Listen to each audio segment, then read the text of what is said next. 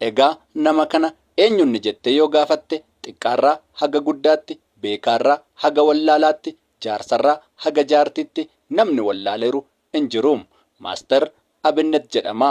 Yeroo hedduu garaa laafummaa namaa kennuu, namoota rakkatan faana bo'uu fi bira dhaabbachuutiin beekama. Kanumarraa ka'uun namoonni hedduun abbaa hiyyeessotaa jedhanii yeroo isa waaman ni argama. Maaster Abinnet naannoo kibbaatti dhalatee kan guddate yoo ta'u, amantaan isaa Pirootestaantiidha. Waa malee waa'ee seenaa Maaster Abinnet hin kaasne. Maaster Abinnet seenaa isaa baay'ee nama gaddisiisu tokko waltajjii kanarratti dubbatee jira. Seenaan isaas hedduu nama gaddisiisa.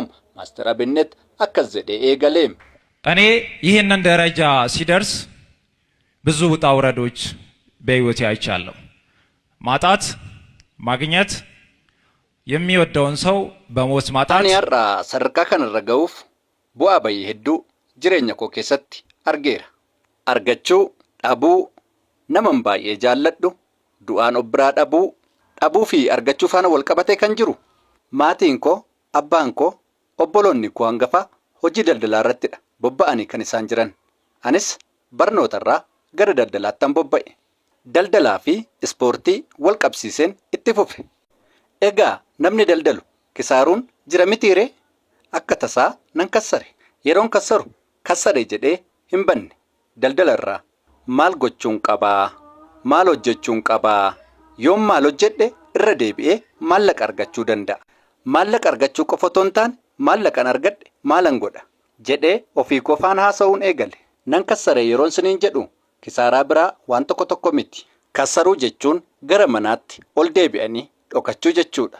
Kana jechuun waggaa 7 konkolaataa 3 yeroo tokkotti wal jijjiireen qabachaa ture. Dhaabbata daldalaa gurguddaan qaba ture. Kun hundumtiyyuu harka korra otoo jiranii yeroo isaan badan gara kisaaraatti yeroon galu isa dhumaa uffatan uffadhu baasee ofirraa gurguree beeka. Maaliif hiriyoota koo faana shayi bunnaa jechuuf. Haadhi koo qarshii 100 nama gaafattee mana waan hin jirreef nama gaafattee nama harkaa fuutee naaf laattee beekti nan yaadadha. Haadhi haadha gatii taateef. ከኪሳራው ጋር ተያይዞ ባለው ምንድነው ያደረኩት?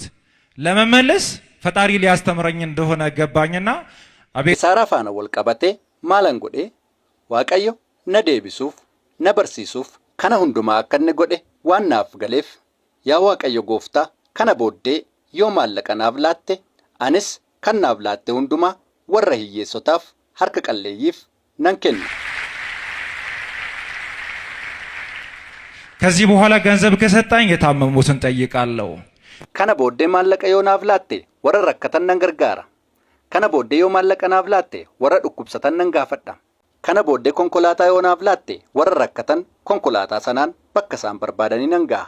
Kana booddee maallaqa yoo naaf laatte warra beela'an nan nyaachisa jedhee Waaqayyo wajjiniin nan dudubbadhe.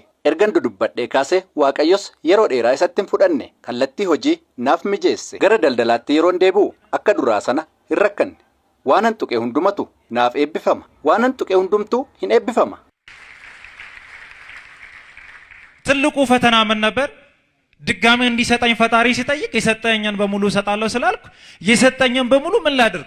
Qormaanni guddaan na mudate yoo irra deebitee naaf kennite waan ati naaf kennite hundumaa nan kenna.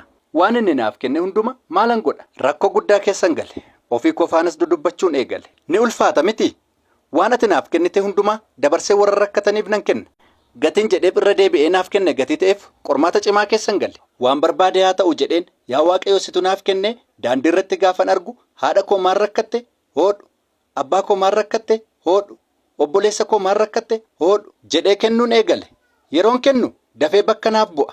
Jalqaba irratti guyyaatti 20,000 bu'a yoo ta'e galgala taa'ee yeroon herreega hojjedhu har'a 70,000 bu'eera. Guyyaa lammaffaatti 70,000 kennee yeroon sokku ay qodaan kun immoo irra deebi'ee nu bira dhufuu qaba haa fe'amu naan jedhu. Waaqayyo irra deebi'ee gara guddinaatti na baasee jechuudha. Maal isiniin jechuu barbaadeen yeroo gaafattan dhumni isaa maalidhaa jedhaa Waaqayyo wajjin dudubbadhaa. Yoo kana hin taane ni rakkattu. Qabxii guddaan isa kanadha. ከሰጠህ በኋላ ምንድነው የምታደርገው? ልትጨፍርበት ነው? Ergasii kennee booda maal goota? Ittiin caffaruu fi Legzarii makiinaa oofuu barbaadda? Fudhadhu Waaqayyo wajjin wal quunnami. Maal goota makiinaa gamoo guddaa ijaaruufidha? Maal goota gamoo guddaa? Na amani.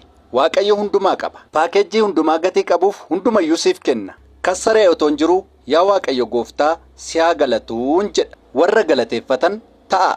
Yoo galateeffanne dabalee nuuf kennama. ሁለተኛ በጣም የሚወዳት የሚያከብራት ሁሌም ከአጠገቤ የማትለይ እኔ የበላሁትን የምትበላ inni lammaffaa kanan baay'ee jaalladhu kanan baay'ee kabaju yeroo hundumaa narraa kan addan baane waanan nyaadhe kan nyaattu waanan uffadhe kootii shamizii tiishertii waanan uffadhe hundumaa kan uffattu baay'ee nama garaa koo kanan jedhu obboleettiin koo xiqqoon turte yeroo hundumaa na wajjin turte harka ishee qabadheen pirogiraamii deema harka ishee qabadheen mana amantaa deema harka ishee qabadheen lafan deemu hundumaa deema bakkan deemu hundumaatti yeroo hundumaa narraa adda baateen beektu yeroo hundumaa bilbila gaafan bilbilu jirti qaamaan wal agarreen beeknu garuu yeroo hundumaa wal agarra edaa isheen dhukkubsatteetti ani garuun beeku natti hin himanne akkan hin dhiphanne maatiinis akkan dhiphanne guyyaa tokko mana keessatti maammushan jedhama maammush uffatan qabu uffata naa biti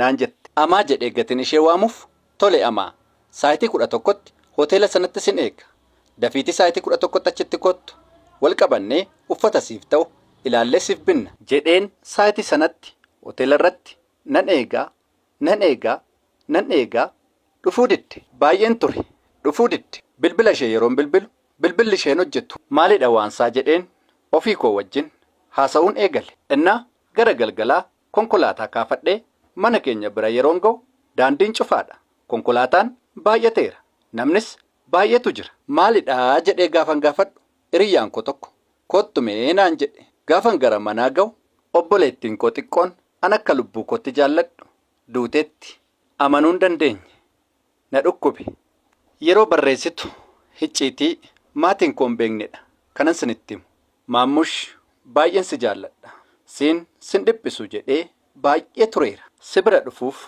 baay'een yaadaa tureeti na dhukkubaa jira har'aa waanan du'u natti fakkaata xalayyaa jedhu barreessiteetti uffata ishee keessatti dhukkuba ishees dhukkuba onneen qaba jettee dhumarratti barreessiteetti akka dhukkubsattee turte isheen beekti dhaabbadheetti yaadeen yaa Waaqayyoo ati sirriidha obboleettii koo yaalchifachuu hin dandeenye isa itti aanu namoota dhukkubsatan akka yaalchisuuf ayyaana naaf kenni jedheen kadhadhe yeroo ammaa kana isin gara laafeyyii Itoophiyaa fi obboloota koo Eertiraawii waliin taanee warra dhukkubsatan yaalchisaa warra beela'an nyaachisaa warra kufan kaasaa jirra kennaa fi ayyaana akkasii kana Waaqayyo dachee keenya Itoophiyaarraa hin fudhatiin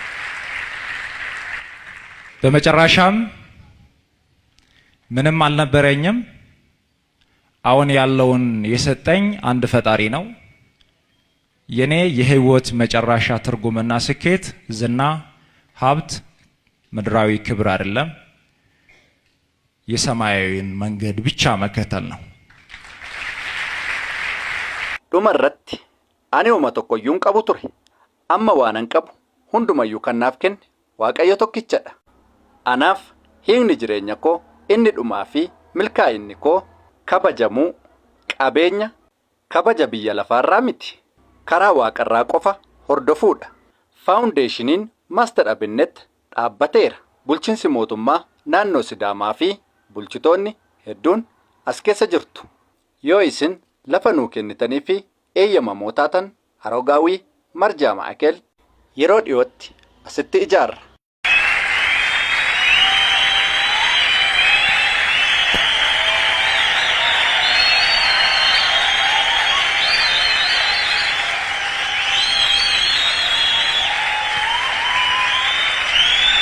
አመሰግናለሁ seenaa kana akka kanaatti qindeessee kan isiniif dhiyeesse ana obboleessa keessan Waaqaan Bollukkuuti.